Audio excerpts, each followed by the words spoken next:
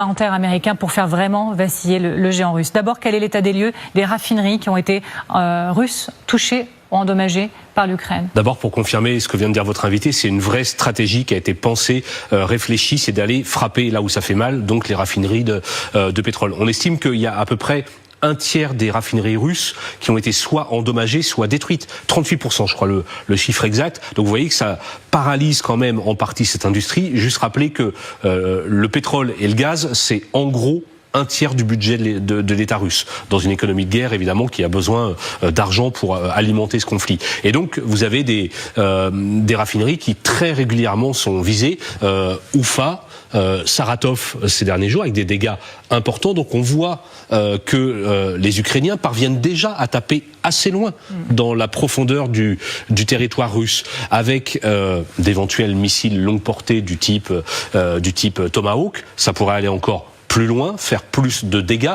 Sur la carte que nous montrait le général Richoux, on estime qu'il y a à peu près 1600 cibles possibles qui pourraient être atteintes par les Tomahawks. Donc ça accentuerait encore cette stratégie extrêmement importante qui répond aussi à ce que fait la Russie depuis de nombreux mois et même depuis quasiment 4 ans, à savoir viser les infrastructures énergétiques ukrainiennes. Et quelles sont les dernières frappes sur les raffineries qu'on peut... Alors je vous citais ces deux raffineries ici, Saratov, voilà. Vous voyez, ça c'était le 17 octobre, et donc il y a une frappe ukrainienne qui touche sa cible, et puis une autre raffinerie, Oufa, qui est située également bien dans l'intérieur du pays, qui a été visée récemment. Là, c'était le 15 octobre. Et quelles sont les conséquences concrètes pour la Russie de ces frappes sur les raffineries? Eh ben, on raffine moins, ou on raffine plus. Enfin, c'est un vrai souci pour l'industrie pétrolière. Et on sait quantifier. Regardez, 400 000 barils en moins par jour par rapport au premier semestre. C'est-à-dire qu'on continue d'extraire du pétrole, mais on a du mal à le raffiner.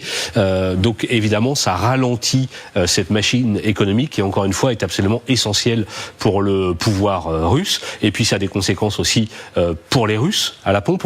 On se demande souvent, est-ce que les Russes perçoivent la guerre? Quand on échange avec nos correspondants à Moscou, en fait pas tellement. Il y a eu certes quelques drones il y a quelques mois, certes il y a les campagnes de recrutement, mais en fait la guerre elle est assez lointaine, sauf quand vous allez chercher de l'essence. Le prix à la pompe en Russie a augmenté de 6,7% à cause de cette difficulté créée par les Ukrainiens. Merci infiniment Grégory Phillips. Et donc vous l'avez dit, nos invités, vous l'avez tous dit, les États-Unis aident déjà sur ce point en réalité les Ukrainiens, notamment via le renseignement.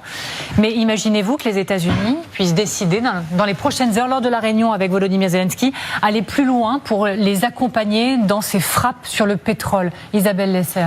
J'en doute parce que jusque-là, ce qu'on a observé, c'est plutôt un alignement de Donald Trump sur Vladimir Poutine, qui régulièrement a répété quasiment comme un perroquet le verbatim du Kremlin.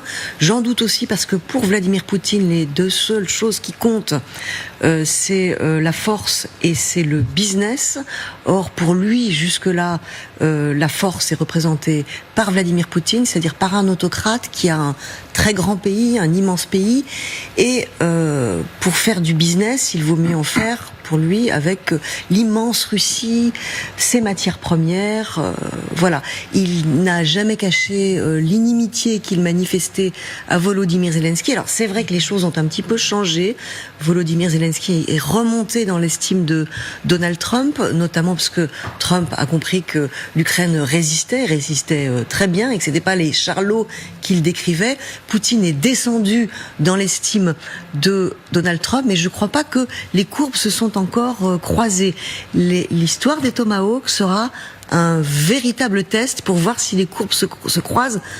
Tant que ce n'est pas fait, je pense que Donald Trump est lié à Vladimir Poutine et à la Russie.